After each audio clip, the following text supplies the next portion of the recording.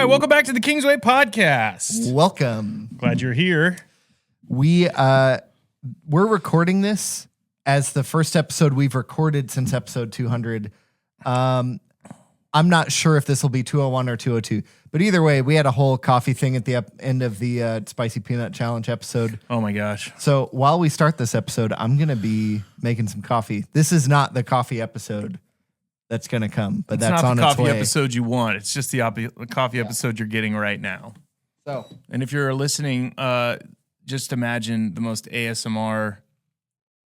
Let me just swirl it around. That doesn't sound like anything. Anyway, I should probably put my mic on the. This is going to be terrible for audio only listeners. We promise there will be better audio only episodes coming up. Or just come over to YouTube and check this us is out. a good one. This is a good one. So today we're doing a kind of a unique thing for us. We don't tap into necessarily, what do we call? Just like hot button culture. Hot button as in like recent. Or like viral things. Yeah. We don't type into viral, like hot topic. I don't know if it's a hot topic, and like, because I feel like that sounds like a polarizing thing. I feel like it's more just like a thing, if that makes sense. This is a terrible idea. Oh my gosh, this is hilarious. You're going to electrocute yourself. I will. This is fan powered. It's going to be really good coffee. It has electricity going through it. So, if you are unaware, or to just invite you into what we're talking about, we want to have a kind of a candid conversation, the best of our limited knowledge, but also our, knowing that maybe some of you would be interested in, and we want to connect you to the conversation that is occurring. There's healthy parts of this conversation. There's parts that are a little bit more confusing or frustrating, but there's also just really good discord and discussion that's going on in a lot of different places online. So I'm going to stop beating around the bush now. We're going to engage in the Wes Huff kind of narrative that's taking place on the YouTube / interwebs world. We're going to talk about Wes Huff.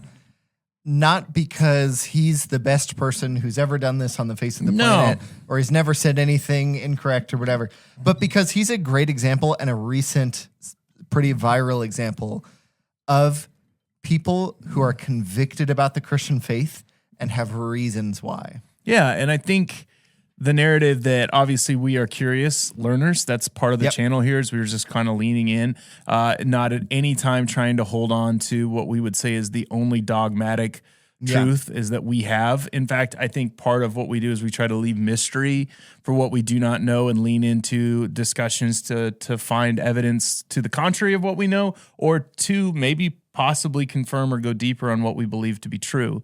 Yeah. I'm going to say a statement, and it's going to sound like I'm taking a side, but I'm not necessarily taking a modern side. I feel like our curiosity and how we talk about that on our channel intro and some other places, we want to be curious learners. We don't want to be dogmatic educators. Not that dogma is always bad, but I can't remember the guy's name. It has a C in there somewhere. Maybe it starts with a C. But he talks about traditional conservatism and traditional progressivism. And it's the fence metaphor. If you see a fence in a field, you're building a road and you come up to a fence in a field, the progressive will say, this is in the way of our progress. The conservative will say, who put this here and why is it here? It may end up that they also want to change it, but they're going to be slower and ask questions about it. So I'm not saying, hey, we're conservative on every political, theological thing, and that's us. But I am saying that what we mean by the curiosity thing is we want to ask good questions and learn and not just stand on assumptions, but stand on our best understanding of the Bible, truth, etc. Absolutely. And, guardrails are absolutely part of what the narrow road needs as best as possible to understand why you wouldn't want to step off the narrow road and to live your life in wisdom and in the ways of Jesus. But also, if we're putting fences between Jesus and someone else unintentionally or in a poor way, we also don't want to do that. So to leave that narrative or that illustration there right at the center, we're doing both to the best of our ability. Now, I will say, Ryan, to keep this in proper context. Yes. Neither of us are linguistics. Nope. Linguistics experts. Neither of us are people that I would say fully give ourselves to the academic world. You are more than me.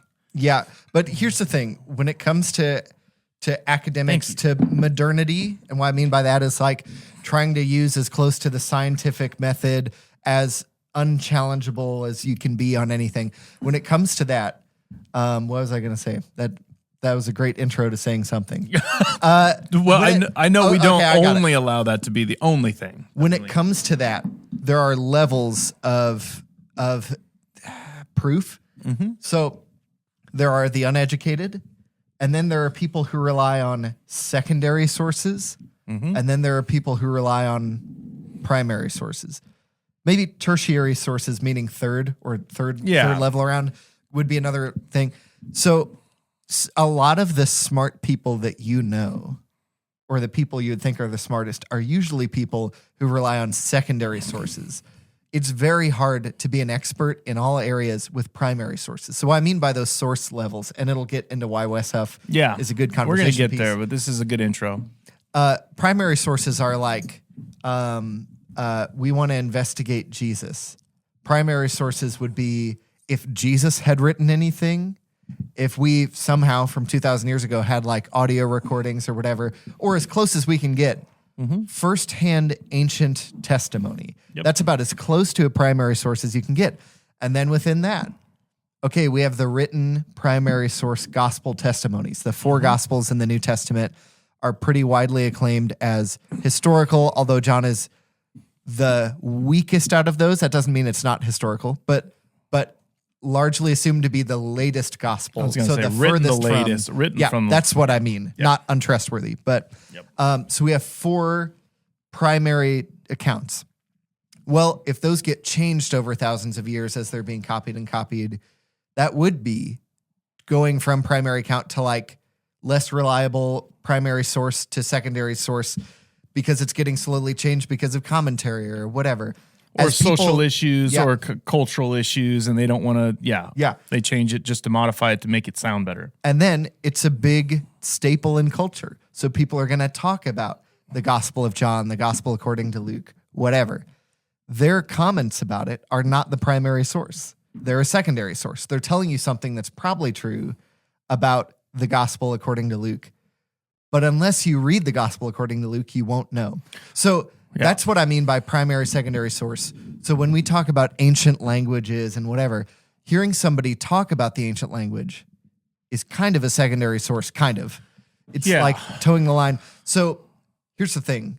Joe Rogan and people like him, the first person that got me into Wes Huff was Billy Carson. Not because I listened to Billy Carson, but because other people. And that's what I was going to say. We need to make sure we introduce where we're coming from, because Wes Huff about 6 weeks ago had a debate online with a guy named Billy Carson. Yep. And that debate, Billy Carson made some pretty, I would say, straightforward, direct comments about Scripture and the Bible and its reliability, and had some pretty stern doubts about some of that Wes Huff, I think, in probably some of the best tone, but at the same time, pretty direct truth, came against a lot of those claims that were he believed to be false. And that debate, you can still go find it on YouTube in its entirety.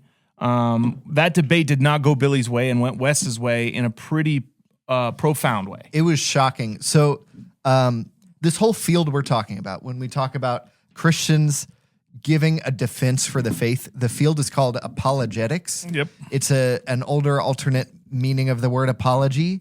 Apology now is like, I'm sorry, I regret that I did that. But apology in like Old English, which is where we get the word, from other languages before that. But why we use the word apologetics is Old English definition of apology also included give a defense, give an account for why you're right. So Billy Carson has for a long time had a big following because he says cool things, not necessarily true things or well-researched, but cool things about world religions and fringe science and this kind of stuff, like you were saying. Yep. And he said some stuff against Christianity.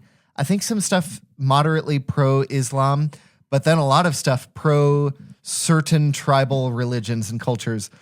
And so he was so secure in his ability to intellectually take down Christianity, he asked a Christian apologist who his producer knew with 1 day's notice to do a debate on Christianity. And they picked Wes Huff because they kind of knew him, the producer did. And Wes Huff is a PhD candidate or PhD holding. I believe I think he's holding, but very, very new. Yeah. Ancient languages, maybe some archaeology, but mostly manuscripts, not actually digging it up, but how ancient manuscripts work.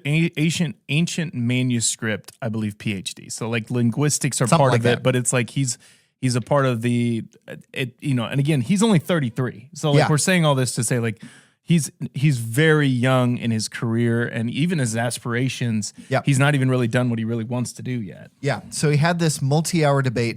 Sorry for those who already know the whole story. But That's okay. We're going to get there catching up. eventually. We're all right.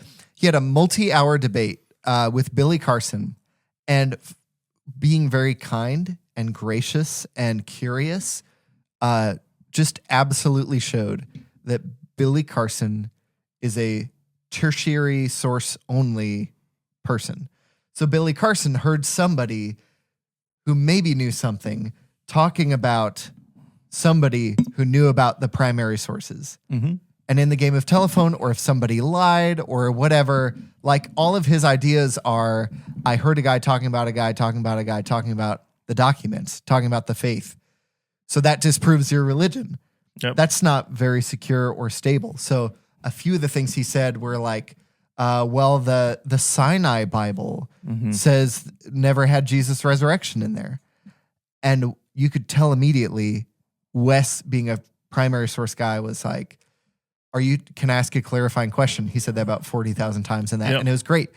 It's a curious stance. Can I ask a clarifying question? Are you talking about Codex Sinaiticus, one of the oldest full Bibles we have, full manuscript Bibles? That's what a codex is. Also, it's more like a book rather than a scroll. He talked about that. And then he would say, yeah, actually, no, it does have the resurrection in there, and I've read it. I have a copy of it on my shelf. Would you like to read it? And you just watch Billy's eyes get really wide because he's like, I thought the Sinai Bible was like fringe science to most of these people. I thought they'd be stunned by not knowing anything. So then it comes back, oh, I meant the Gospel of Thomas. Wes comes back, oh, that's a well-known Middle Ages forgery. 15th century. It's 15th or whatever. 14th century. Forgery because it quotes Dante's Inferno or paraphrases it or something. And so like he very kindly and graciously had this debate, and it went sort of viral. It went viral. It went viral.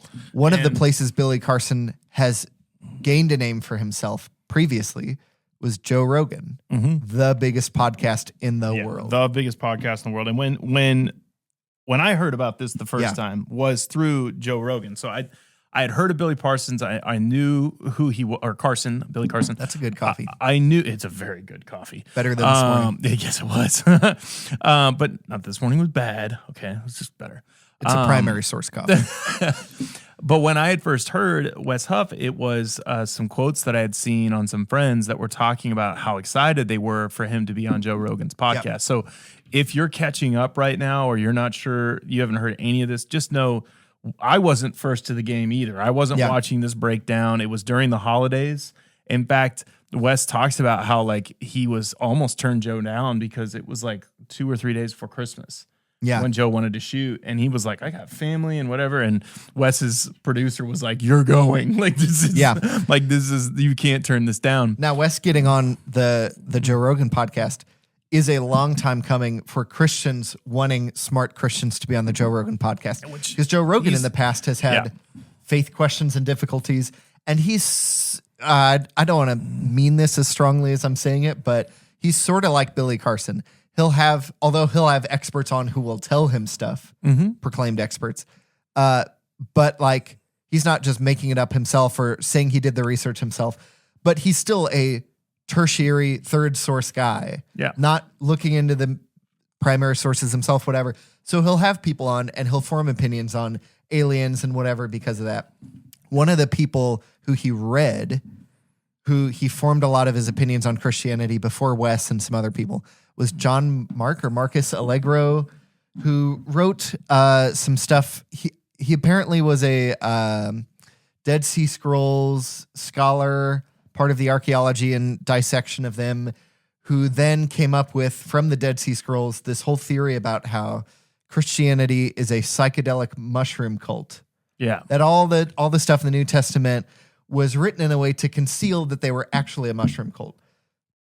As long as this guy actually was a scholar of the Dead Sea Scrolls, he was, and I think he was, I'm not saying he's not, he was the one out of thousands and thousands who was like, yeah, it's probably a mushroom cult. Yeah. And the other thousands were like, what are you talking about? And I think Joe Rogan has obviously he's made a name for himself for having as many guests on as he has, Yep. different opinions. I don't watch every Joe Rogan podcast, but I do watch certain ones just because there are figures that he is able to draw in, and I love the style of his podcast. Yeah.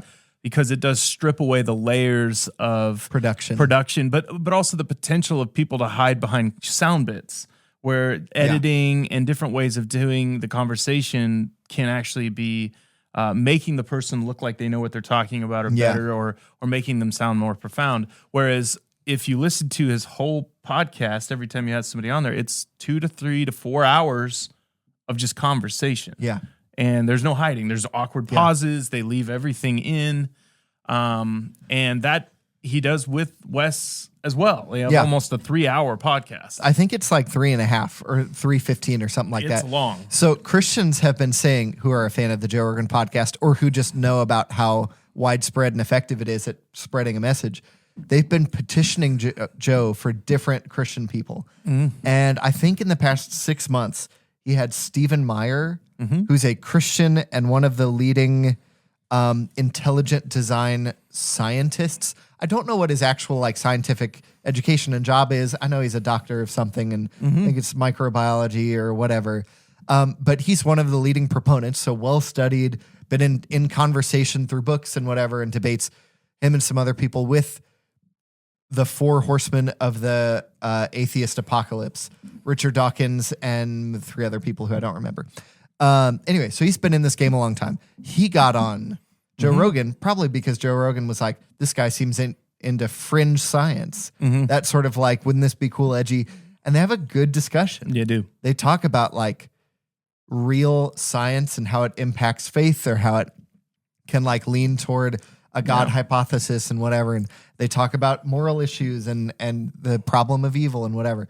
After that, so many people saw a glimmer of hope and were petitioning William Lane Craig, huge theologian, apologist, scholar, and some other people. There are 30,000 signatures on a, and I was one of them, to try to get William Lane Craig on here. Yeah. And then out of nowhere, with a photo posted 3 days before, or a week before it's published, Joe Rogan says he's going to have Wes Huff on after the Billy Carson thing. And it was such a it's such a surprising thing, even in its timing, because it was right around Christmas. Yeah. Which is, obviously a very Christian time of the year, in the sense of Christmas being the celebration, at least, of the birth of Jesus. And I think there was a lot of people that were surprised, and it felt very much so out of left field. And I guess why we wanted to talk about this, as we've kind of marauded, we just wanted to give the full story. But we wanted to make sure before we got to the goods of why we wanted to talk about it. And I'm sure, listen, feel free to pause this and go and listen to a couple of whatever other things, because you can go to Wes Huff's YouTube channel. He's got tons of stuff on there about Billy's thing, about being on Joe as candidly afterwards. Yep. So if anything, I think what I was most excited about doing the podcast was not necessarily our thoughts about this, though we're going to share ours here in a minute, but was possibly getting you to go and connect with Wes Huff's YouTube channel, and just to go down the dive of some of the things that I love his tone. I love the approach. I love his background, his story, his desire to prove that it's not necessarily that he's trying to prove every little thing in the Bible is true. He's trying to tell you that the Bible is trustworthy. Yeah. And that to me was such a healthy way of going, hey, I'm not trying to describe to you what all's in. I'm just trying to tell you the Bible is trustworthy. Yeah. And from a linguistic standpoint, from the ways that the Bible has been collected and kind of reprinted and modeled and copied, it's trustworthy. Because he talks about it in his own story. I think he does this on Joe Rogan. he may have done this with Billy Carson too, but he talks about his own story that he was a missionary kid and his parents weren't super strict on like, you can never read anything from any other religion and you have to grow up to be a pastor or whatever. Like none of that strictness. And on his own in college, he would try to tell people about Jesus and they would come up with these complaints like, well, you're getting that from the Bible. And isn't the Bible just a one language to another, to another, to another, and all these copies of copies with errors everywhere? How can you know it's really accurate and true? That got him into the field that he's in today. That's a question that I feel like a lot of Christians who talk to people about Jesus and then other people throw in their doubts or you throw in your own doubts. That's an objection people hear and it seems plausible. It could be true. And that plausibility of that objection makes it seem like the Bible's probably not true. And Wes Huff has a we mean that in a really general way. Well, and Wes Huff has a very miraculous story that occurred in the middle of his journey where he got really sick and he lost the ability to use his legs. And basically had a miraculous, what he would tell you, a miraculous healing that the doctors actually put in his diagnosis, that it was a miracle of God. And because they had no explanation, he had nerve damage in his back. There was no way of fixing it. And over the course of just a few weeks, he was able to walk again. And he talked about how that, I believe it was with Joe, about his desire to prove that the Bible was true and to find it trustworthy was then all of a sudden like, I need to go and make sure that what I just experienced is actually what's going on in the Bible, because if it's not true, I need to figure out what source is. Because if that's not where the miraculous is coming from, then I need to figure out where it is. And it led him to have this ridiculous motivation to figure out what was true because of what he had experienced, let alone his background and his mind and his heart. I mean, the thing I know Ryan and I have talked about this before. It's not that truth does not matter to me. I have Dallas Willard in the back of my mind constantly. It's truth, timing, and tone. And those are the things that I feel like are needed for effective life change or effective hearing of the person that you're talking to. I see Jesus picking the correct tone, knowing the time, and having the truth the whole time. You know what I mean? Like he's just, and it's the beautiful. Difference between, it's not saying the truth is less true if you say it in a mean way. It's still true. We're talking super philosophically in general about truth. But that's what drew me to Wes Huff is I loved the way he was able to do that. And that's a personal thing to me. That's not necessarily meaning that, that the truth can't be told in a more direct way, sometimes in an intentionality, but man, he's fun to listen to and it's healthy. We both listened to the whole 3.5 hour podcast, and I listened to at least half of the Billy Carson one, and then a bunch of responses to both of them.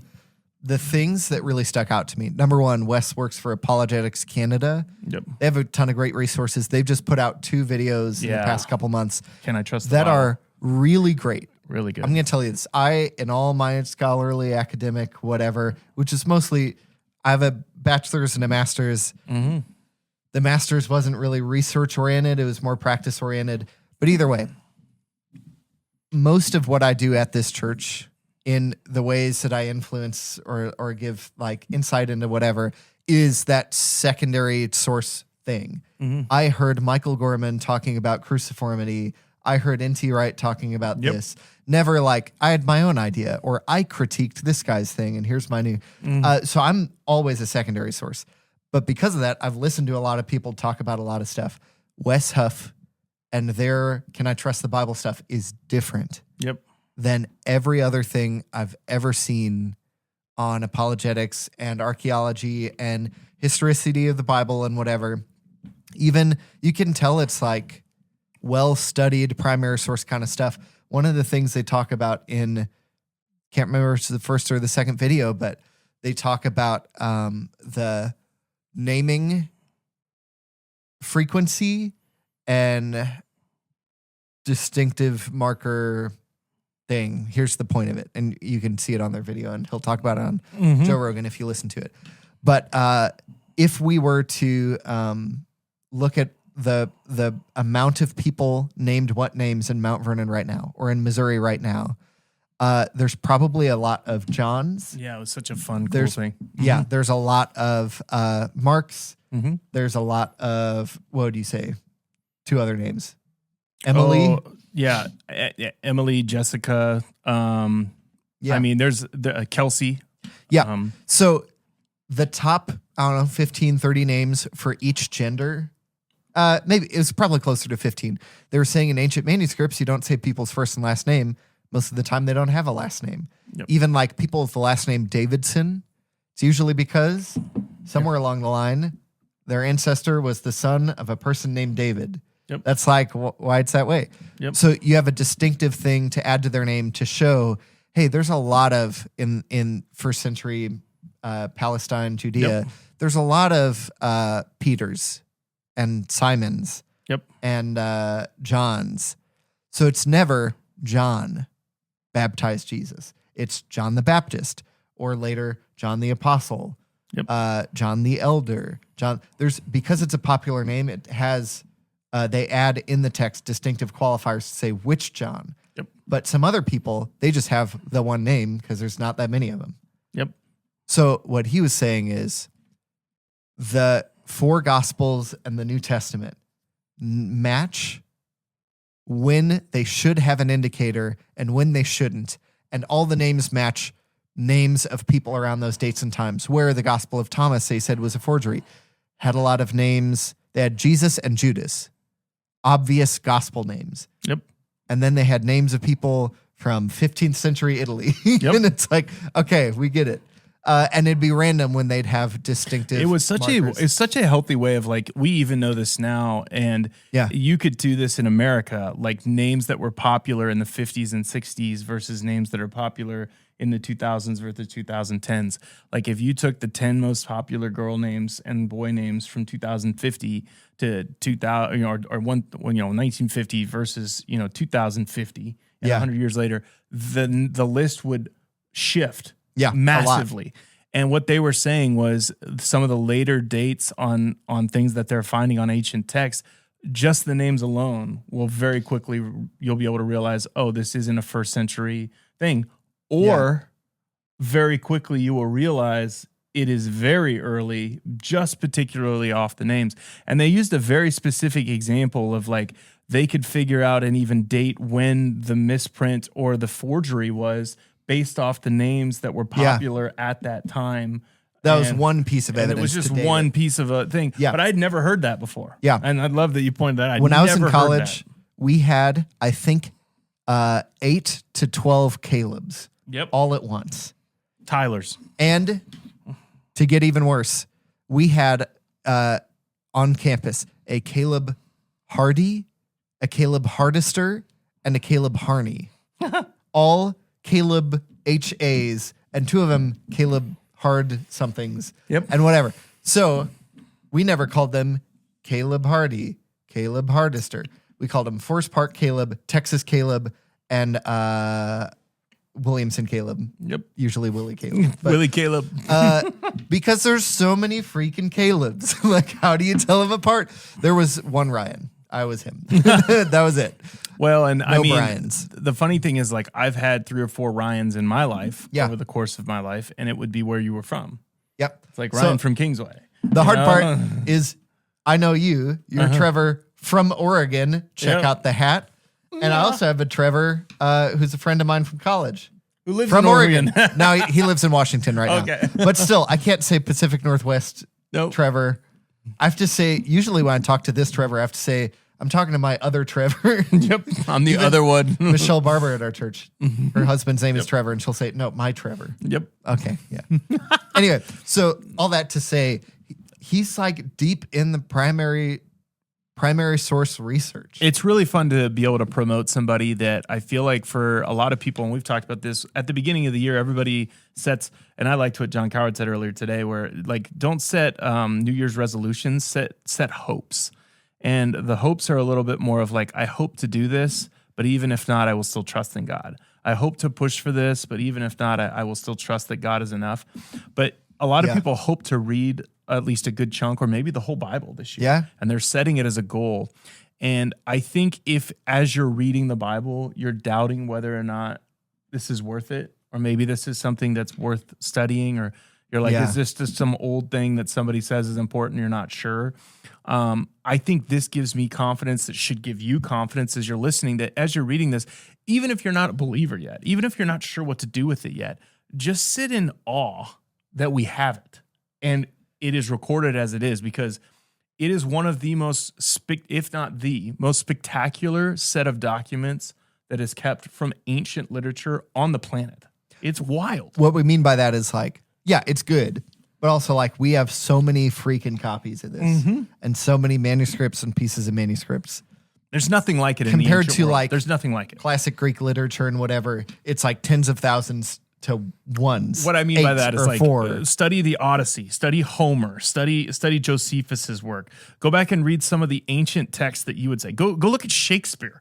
Like we don't have as many copies as some of the things that you've been taught in school with the level of accuracy that we do in some of the texts that are in the Bible. Now, listen, I get it. There's complex themes in the Bible. There's lots of discussion in the Bible and stuff. But if we can halt the debate on at least what we're looking at is something worth examining for the facts that it is dependable and it has been passed down truthfully, carefully. Yeah. It starts to change the discussion, because then it's a discussion of what do we do with it.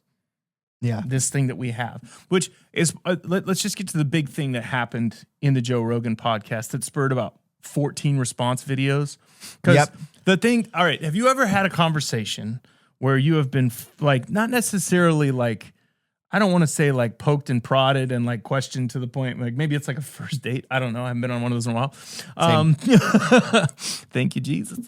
But where you are put on the spot and people are asking you questions and you have to respond with your answers. And maybe it's your favorite sports team or whatever. You're trying to remember some fact you remember off TikTok or, whatever. Wes had a 3+ hour podcast with Joe, and Joe at the end, or at least a good chunk through the middle, is really starting to ask very intentional questions.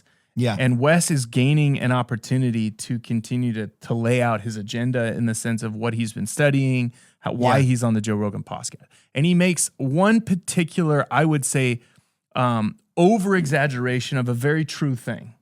Yeah. Let's talk about it. So his words, and this is the soundbite that's been taken out and mauled by a bunch of people. And his words were, "This isn't true for all the Dead Sea Scrolls," which, if you don't know what those are, Please we go had look some that up. we had some copies of the Bible and parts of the Bible and whatever. They were all pretty old, like recent to us, old. That's what I mean. They were all recent to us, like 1500s, thousands, whatever. Mm-hmm. And then around the time that Israel became a nation after World War II, somewhere in there, a guy threw a rock into a cave and it hit a clay pot, and he was like, "Oh, what's that?" And they went up and found a butt ton of manuscripts, biblical manuscripts. I'm pretty sure they're all Old Testament. I might be wrong. And by Old Testament, I also mean Apocrypha, so Maccabees and Enoch and books that aren't in the Bible but were important and a lot more relevant. That's super broad in general. But yeah, that's books that were important to them, including our Bible. And that was most of it. So they found these other manuscripts, and Wes Huff, in what he says they pushed back our understanding of these documents 1,000 years. Now, one of those manuscripts that was found is called the Great Isaiah Scroll, 1QA. Yep. And there's a similar one, 1QB. Yep. They're all tattered, but all have either a big chunk of or all of Isaiah, as much as you can, with like pieces missing and like pieces of pages missing. But anyway, he was talking about this and he said, this isn't true of all the Dead Sea Scrolls that we found, but the Great Isaiah Scroll is practically or literally or whatever, word for word accurate to Isaiah in our Bible right now. And Joe was like, 100%? He's like, 100%. Yep. Now, that's the thing that people pounced on, because they said, no, it isn't 100%. And there are a bunch of responses and counter responses and counter responses. I'm most of the way through a counter response. Yeah. But Here's what's true after all those responses. I was going to say, here's the thing that you need to know as we talk about this. This is super academic. You may not even realize this. This may be the deepest thing you talk about a while about the Bible. When you're translating ancient languages, translations were not done by printing press. And they were done by people. They were done by people. They were transcribing. They weren't taking it from one language to another. They were just writing down from one current copy, writing down a second copy. Now, the way that we recognize Christian, I didn't even know this, Christian copies was Christians were one of the first to stop at a certain point using scrolls and starting to write in book form with using both sides like of a binding. page and binding it. And so that comes with, of course, a ton of things. If you've ever played telephone, you recognize that there could be some issues here, even if you're just trying to write word for word. So here's that's true about Christian documents, specifically New Testament documents. Mm-hmm. We went from when people talk about Luke writing the autobiography of Jesus, the gospel author writing the gospel according to Luke, somebody probably hired him. He was a professional biographer and doctor, and he wrote this out probably for the very first time on a scroll. Yep. But other than him, he's following normal ancient document writing processes. It would be more efficient to use both sides of the page. But if you're writing a scroll, there's never a point where you flip the page until the end of the scroll and then you roll it back up. I don't know how that works. But so that's why they were written in scrolls. But when Christians came around, they were trying to tell everybody everywhere as fast as they could. So they wrote a lot quicker, sometimes sloppier. They wrote because they had limited access to a document. Paul sends a letter to their church. They need to send it on to a new church after them, a church down the road, but they want to copy down parts of it to use it in worship, to use it in whatever. Yep. So the Dead Sea Scrolls are not that. They are a Jewish community writing scrolls, and they are sitting down very carefully writing this. Think of it like a really old monastery type environment, but ancient, not necessarily what you would see now. There are 2,771 textual variations from the Great Isaiah Scroll 1QA to Isaiah in our Bible right now, and that does not include spelling differences. Which, when you heard that number, if you're like me, that sounds like a lot. That is so many differences. That being said, that was part of the discussion, people reacting to each other. Well, most of those were probably spelling differences, and they had 2 or 3 reactions, and then I got to a guy who was like, I have the book of when they found this scroll and put out stuff about it, and it said, these are not the spelling differences. We have a separate list for that. So all of these were. Yep. That being said, that's a guy talking about a primary source. Wes quoted a guy, and that's a quote he misremembered, who is a secondary source talking about the primary source. Yep. He quoted a guy saying that both of the scrolls, both of the great Isaiah scrolls, 1QA, 1QB, one's not the great one, I think it's B, they are generally very accurate to what we have today. With B, not the great Isaiah scroll, but 1QB being more than 95% accurate to what we have right now. So both of those things are true. That they have a similar amount. I think 1Q Isaiah B has 1,900 something variations. Still more than 95% accurate. And not more than 9 of those change the meaning in any way. Yeah. A few of the variations are a verse was left out of Isaiah chapter 2. It was verses 9b and 10, something like that. Anyway, I'm sorry, Trevor. I turned the AC down because I was drinking this coffee and sweating. All I did was turn it up, and I didn't turn the heat up. That's all fine. I did is turn it up, not turn the heat up. We're doing AC wars. The problem right is now. the vent is hitting me. Yes. It's not you. However, hit me. Here's the thing. Here's the thing that there's 5 or 6 people that reacted to this critique, and if you want to go down the deep dive of that, you absolutely, if you Google Wes Huff, Joe Rogan podcast, you'll find a bunch. The big names you should look for are Alex O'Connor, Capturing Christianity. I'm scared and slow to say Dan McClellan, but he did have a good point. But you probably shouldn't watch a lot of his stuff. Ruslan is also a Christian guy that responded. And I actually saw Ruslan has a video that he put out 3 hours ago at the point of recording this, where he actually uses several conversations that he had with Dan Carlin to talk about what Dan would even Dan McClellan? Dan with McClellan. Yeah. Which he would actually feel comfortable talking about. So he pinned Dan down and said, okay, to what degree? And Dan, if you don't know Dan, he's an ex-Mormon who now is in a Probably ex-Mormon. yeah, Not sure. Not cleared.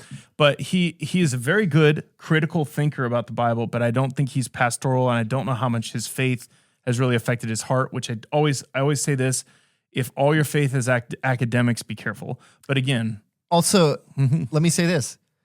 He isn't more true and trustworthy because he doesn't have faith. There are true and trustworthy scholars who do have faith. Honestly, his lack of present faith, it makes him, again, this is me as a tertiary observer. I'm so far outside of the realm of primary sources that he's swimming in. But compared to the other scholars in the same field that I hear talk, he's so pessimistic and with a loose field, very secure about scholarly consensus. So some of our manuscripts have this phrase in it and some are out. Well, the scholarly consensus is that it was a later addition. How do you know that? Like, what he means is somebody added it in there on purpose to change your view of God in that passage. How do you know that? Like, well, and that's what I would say. You're just saying it's likely or it could be true that, but he'll say it's the scholarly consensus. This is the way it is. Yeah, and that's what I would tell you with him. When I listen to him, I always remind myself that his default and his end game is wanting you to be critical and to be thinking whether or not this is true in a doubtful way, and wanting you almost to have moments of should I trust this? That's where he ends most of his arguments. And listen, if you're going to listen to somebody that's going to give you the hardest things to try to process, he's one of them. But just don't let your deep dive end on his videos. Yeah. That's all I'll say. There are other people who engage in those same documents who don't say that same thing. Yeah. That should tell you something. So Ruslan, who also is more of a pop, has had Justin Bieber on and done all this stuff. This is unfair. He's like a shock jock DJ for Christians. Yeah, he's like the K-Love of YouTube in some ways, but more shocking. But more like TMZ. And the thing about him though that I love is that he is not afraid to have some of the harder conversations sometimes, even though I feel like sometimes it leads into the drama. So one of the things he talked about is this exact thing you're talking about, Isaiah A and B. Mm-hmm. And he says so one of the things he was not happy with that Wes did was he said that it was an overall consensus and that people the scholars were surprised at how accurate this document was. And Dan didn't like that. He said, no, we weren't surprised. We trust ancient manuscript conscription to that much. But what they said is it was affirming in a very positive way. That's what he felt like the language should have been. And then he pinned him down. He said, to what level of accuracy, Dan, the hypercritical person, what level of accuracy do you think we have in A and B? And he said, would you be comfortable at 92.5%? And that's the lowest low side. And Dan said, I would be comfortable with that. Yeah. So that to me shows if you're going to go low person that maybe doesn't even have faith, doesn't have any critical, and is looking at things from just a hypercritical perspective, that's where he's at. And that to me gives me incredible confidence, because if someone's looking at something that's over 1,000 years old and is going, pretty close, 92, that is wild. And in my mind, the discussion goes so many different directions. Wes himself even responds to the thing. Yeah, Wes responds to Wes. That's response number 5 in a chain. And he's like, yeah, I misspoke. I still believe in the generalities of what I said. That it is generally very accurate and very close together and not that much. And one of the quotes he was trying to talk about was 1Q Isaiah B is ultra close to the Leningrad Codex, another very old entire Bible ancient manuscript book published rather than a scroll. So, and he showed the quote and it's on screen, whatever, and it's from a guy who knows stuff. Yeah. I don't have more than that. But so they've all been digging into this. The thing you need to know, this is a great place to be intrigued and then dig more into why would I even trust the Bible in the first place before I read it. Now, I'm gonna not let a cat out of the bag, but for me and Trevor, And generally for our church, we trust the Bible. We think it is true in as much as it's trying to say. So what that means is like, for example, Psalm 1, blessed is the man who does not sit in the way of scoffers or stand in the way of sinners or sit in the seat of mockers, but his delight is in the law of the Lord, and on his law he meditates day and night. What is it trying to say? It's not trying to say only male human beings. Yep. That's like if you believed in the infallibility of anything the text could even possibly mean, I feel like that would be too far. But what does it probably mean? What is the closest to what it means? Blessed is the individual, not blessed is the, I'm not going to go any more into what a man and woman is, but blessed is the male individual, not necessarily. So we believe in the truth that God has inspired into the Bible in as much as it means.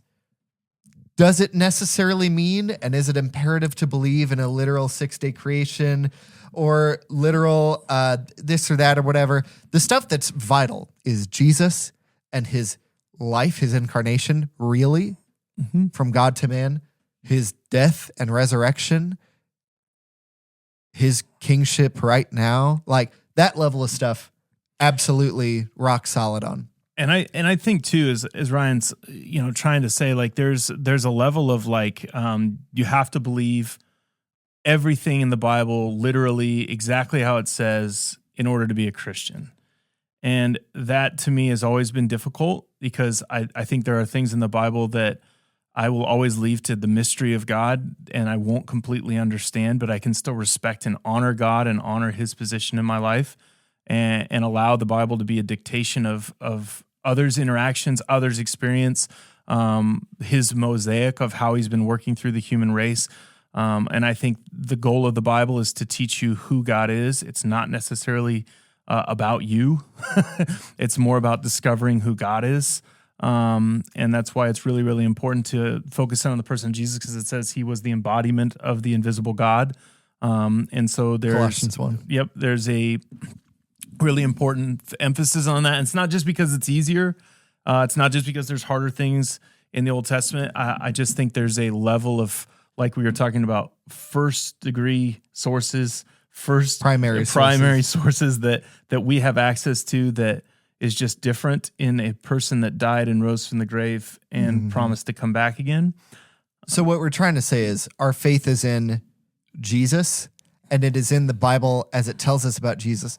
Our faith is not in, is Jonah a real video camera accurate story, or is it like a parable? Either way, God has the power to do any of the stuff in the book of Jonah, and either way, he's talking to us about ourselves. Yeah, is it the about religious people are running away and the bad, wicked people are trusting in God and repenting? Like that's the part that matters about character formation and all that. Although we're not like it didn't happen, no shot. If we believe Jesus rose from the dead, any of this stuff could have happened. I'm sure I'll be wrong in heaven in some things. I would hope. I didn't have it all figured out. It's just Jonah's a perfect example of, are you worried about the whale being true? Or are you more worried about God being gracious and generous? And gracious and generous first to Jonah, and gracious in general to the Ninevites as a whole. And that is it more about a story about God demonstrating his greatness and his generosity and his graciousness to the world, including his own prophets and to the people farthest from him? Yeah. Or are you more concerned about the story being literal? In my mind, you can have the story be literal and miss that, and you'd be missing everything that's inside the story. All in all, if you're like, Isaiah's only 92.5% accurate for sure, can I even trust this thing? Yeah, you can trust this thing. But don't trust it in that, like, every historical event happened exactly the way it happened. And if one is even questioned, my faith is going to fall apart. Because the God behind those events is 100% real and as powerful as any of those events describe. And as, like, all his character is still true from day one. And Jesus himself gives parables and stories about God that didn't literally happen, but are literally true in a character way about God. That's what we're trying to say. So if you hear somebody who's like, I don't think Genesis 1 and 2 got the origin of the material universe right, say, cool. Great. I think the whole point is like the Bible is something that anybody's going to have to wrestle with because of the level of incredible impact it's had on the world, but also the level of, I think it makes each person have to sit down and go, okay, what am I going to do with this? Yeah. And I think those that have faith, and that's part of the reason why, we talk about the academic world a lot, and I am all about leaning in and learning that God has been sovereign over the top of thousands of years to provide something over the courses of 3 languages through 40 different authors, through 66 different letters that we would call the canon that you and I read every day, the Bible. But I also see it true in my own life with the stars that I look at, the voice that is leading me, the faith that has grown in my own heart, the ability to trust in a God that doesn't just stay in the Bible but leaps into my soul. And so, these are healthy discussions. They're great birthplaces, but don't let them stay there. I hope that you pray. I hope you allow God to have a space to move in your own heart, not just in your brain. And that's really the point I was trying to get at with all this Bible talk, which if you want to know more Bible origin stuff and how we got it, we have some episodes in the early tens or teens of the hundreds of our podcast, and I'll link those below or make sure they're the card at the end of the video. But the thing I want you to know is that no matter how much is questionable or true historically or whatever, which isn't really that much, and there is a way that it isn't a closed book case that none of it's true or some of it isn't true or whatever. No matter what it is, the Bible is good for you, and the God behind the Bible is real. And the Bible doesn't even want you to take the Bible and prove stuff with it, especially the Psalms. Like I just quoted Psalm 1. Blessed is the man who doesn't walk, sit, stand, but delights in the law of the Lord and meditates on it day and night. The Bible is a reliable place to meet with God, to learn what God is like, to hear God speak. And God can speak through parables because they're stories that subversively critique you. So Cain and Abel, Cain, don't do this thing you're going to do, you're thinking about doing. Sin is crouching at the door, and it is waiting to pounce and attack you. Judges, everybody did what was right in their own eyes. Samson trying to convince his parents to let him marry this girl from another tribe who worships another god. Yep. Why do you want to marry her? She is right in my own eyes. You don't need to know about the Philistines and about whatever to hear that God is, through a story, critiquing you and your ability to tell what is right with your own eyes, to judge for yourself what is good and evil. Same thing in Genesis 2 and 3. The point is not, there's a fruit out there, and if you eat it, God can't save you. The point is, you keep reaching and striving and going for yourself to do this kind of crap. And so did your ancestors, but there's a way out, and he's Jesus, and obey him. Remember, the categorical difference between what Jesus offers and what Christianity offers versus any other religion, and you can go and look this up. Ryan and I talk about this often. Every other religion teaches you how to climb the ladder to God. And this religion, this philosophy, this, I think, relational way to connect with God is that God stepped out of heaven and came down the ladder in the form of Jesus and offered himself as a way back up. And so it's not about secret knowledge that you learn to gain some sort of moral high ground. And it's not about you achieving some sort of humanistic, internal David Goggins style workforce. Who's going to carry the boats of my sins? It's about you surrendering and allowing what seems like weakness on this world to guide your life through sacrificial love. That was something that broke the world in the best of ways and calls to remake it in his image. And I believe those that choose to listen to the Bible and allow God to speak through that power is unbreakable and is unmatched in this world. And the reason that people defend it so wholeheartedly is not because they feel like they will lose some sort of dogmatic confidence. It's because they have felt and experienced that truth in their innermost being as God has met them at the bottom of the ladder and continues to carry them up. So I hope as you're studying this and looking through this, Ryan and I just wanted to jump into the conversation, mainly because we've had multiple conversations about this out there. I've engaged multiple people on Sunday mornings and around about this, and we thought it was worthy of your time to at least investigate, be curious. Yep. Listen, this is one of my favorite places that you could just leave a comment or send us an email. Come find us on a Sunday morning if you're listening, or send us a text if you have. We would love to engage with you more and to answer any questions that we are capable of, or point you in a direction, even if it's outside of just the community on whatever platform you're listening to. So yeah. As always, Ryan, this is awesome. Yep. Stay forward. If you haven't watched our last 200th episode and you're here right now, just stop it and go watch that. It's a good laugh. If this episode put you to hilarious. sleep, go watch that. Oh my gosh. We do the Death Nut Challenge. It's 5 levels of spice, 5 peanuts, while we ask each other questions that we were unaware of. Ryan tried to kill me, but I lived. Trevor tried to kill me. You were so and I died stoic, and have risen again. You have like the most comedic dry face I've ever seen. I watched it multiple times. Like, make an air press, did and you I'm dying. Not die? I drank milk first. That's how. We love you guys. Thank you so much for listening. We really appreciate that. You too will. And as always, leave a like or send this to somebody you think would benefit from it, or choose to subscribe if you want to follow along for our videos. We are going to continue to push out content. Remember to check into our new book club. Yep. And the books that are coming out. The first one is The Gift of Being Yourself by David G. Benner. It's linked on our episode 200. Go back there. You don't even have to watch the episode. Just find it at the bottom of the description. Yep. Or find it yourself. It's on Amazon. It's $10 or less to buy the book. And it's on it's on Audible as well. It's on Audible. It's on Spotify. If you have a Spotify premium membership, you can listen to it for free. Yep. And just know that we'll have a review of that will be coming out here in the next month. You don't have to listen to the book by the time, but try not to listen to the episode before, because you'll have spoilers. If you're going to read the book. Or if you want to listen to a few spoilers to go back and read the book, that's fine. Yeah. But we're going to try to do that every so often so that we can invite you into growing, being curious, and continuing to grow.